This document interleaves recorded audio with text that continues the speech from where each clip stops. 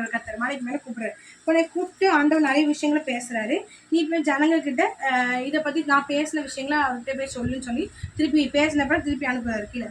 அனுப்பும்போது என்ன சொல்றாரு அப்படின்னா, நான் வந்து அந்த மலை உன்கிட்ட பேசுனது நான் தான் அப்படிங்கிறத காண்பிக்கும் விதத்துல நான் மலையில இறங்குவேன், அந்த சீனாய் மலையில இறங்குவேன் அப்படின்னு சொல்லிட்டு மோசே கிட்ட பேசியாச்சு. இப்போ அதே போல ஜனங்களை பரிசுத்தப்படுத்து 3 நாளைக்கு அப்படின்னு சொன்னோன்னே அதே போல இங்க ஜனங்கள் என்ன பண்றாரு, மோசையை வந்து பரிசுத்தப்படுத்துறாரு. இப்போ மோசை கிட்ட ஆண்டவர் 3 நாளைக்கு பரிசுத்தப்படுத்துங்க ஜனங்களை அப்படின்னு சொல்லிட்டு சொல்றாரு. அதே மாதிரி இங்க மோசையும் ஜனங்களை பரிசுத்தப்படுத்துறாங்க. அதுக்கப்புறம் என்ன ஆயிடுச்சுன்னு பார்த்தீங்கன்னா, இப்போ வந்து சீனாய் மலையில இப்போ ஆண்டவர் பயங்கரமா இறங்குறாரு. இடி முழக்கம் கேட்குது, பயங்கரமான சத்தங்கள் கேட்குது. அதுக்கப்புறம் பார்த்தீங்கன்னா மின்னல்கள் வருது. மலையின் மேலே கார் மேகங்களும் மகா பலத்த எக்கால சத்தம்லாம் உண்டாயிடுச்சு. இப்போ ஜனங்கள் எல்லாருமே நடுங்குறாங்க. இதுக்கு முன்னாடி ஜனங்கள் என்ன பண்ணாங்க, ஏசப்பாவை பார்த்து பரிச்சை பார்த்தாங்க. இப்போ ஆண்டவர் பயங்கரமாக வெளிப்பட்ட உடனே எங்களுக்கு நடுக்கம் காணுது. இன்னும் வயிற்று ரொம்ப கலக்குது எங்களுக்கு. சரியா, இப்போ என்ன நடக்க பாருங்க. இப்போ சீனாய் கொடுமுடியில் தேவன் இறங்கிட்டார். எத்தனாவது அதிகாரம் சொல்கிறேன் பார்த்துக்கோங்க. 19வது அதிகாரத்தில் 18வது வசனத்தில் சீனாய் மலையில் வந்து அக்கினி இறங்கிடுச்சு. அது முழுவதும் புகைக்காடாயிடுச்சு. அந்த மலையே அதிருது. அதுக்கப்புறம் அந்த எக்கால சத்தம் வர வர வர வர வளர்த்துக்கிட்டே போகுது.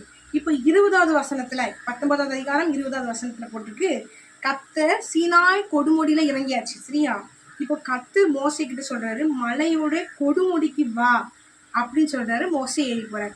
இதுக்கு முன்னாடி 17வது வசனத்துல என்ன போட்டிருக்குன்னா, மோசே வந்து என்ன பண்ணியிருக்காரு அப்படின்னா, ஜனங்கள் வந்து தேவனுக்கு எதிர்கொண்டு போக மோசே அவர்களை பாளையத்திலிருந்து புறப்பட பண்ணினான். அவர்கள் மலையின் அடிவாரத்தில் நின்றார்கள். சரியா, மலையோட அடிவாரம் தான் அவங்களுக்கு எழுக. சரியா, ஆனா இஸ்ரேல் ஜனங்களுக்கு மலையோட அடிவாரம் தான் எழுக. ஆனா மோசே பாத்தீங்கன்னா எங்க தேவன் இறங்கினாரோ அந்த கொடுமுடிக்கு தேவன் அவர் அழைக்கிறார்.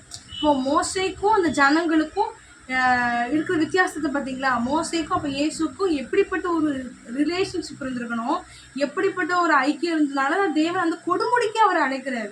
இப்போ அதே போலதான் இன்னைக்கு நம்ம இந்த சாப்டர் மூலமா நம்ம என்ன சொல்றது அப்படின்னா, நீங்க நிதானித்து பாருங்க. நீங்க இந்த ஜனங்களை மாதிரி இருக்கிறோமா, நமக்கும் ஆண்டவருக்குமான இருக்கிற ரிலேஷன்ஷிப் இந்த மலை அடிவாரத்துல இருக்குதா அல்லது அந்த கொடுமுடியில இருக்குதா அப்படிங்கிறத நம்ம யோசித்து பார்க்கணும்.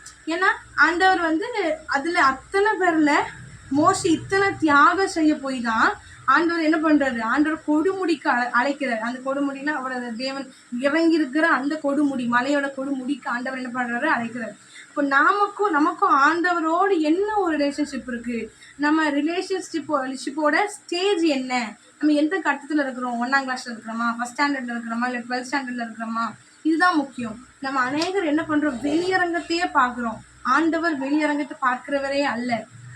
எதுதான் பார்க்குறாரு, இதயத்தை மாத்திரம் தான் பார்க்குற. நீ முழு மனதோடு, முழு ஆத்மாவோடு, முழு பலத்தோடு நீ அனுப்ப போற, அது போதுங்கிறார். நீ முழுசா உன் இதயத்திலிருந்து நீ என்ன பண்ண, தேவன் நம்ம தேடணும்னு ஆண்டவர் விரும்புறாரு. அப்போ மோசே அவ்வளோக்குள்ள எவ்வளோ உண்மையாக இருந்திருக்கணும், எவ்வளோக்குள்ள சாக்ரிஃபிஷியலாக வாழ்ந்திருக்க போய் தேவன் கொடுமுடிக்கு அழைக்கிறாரு.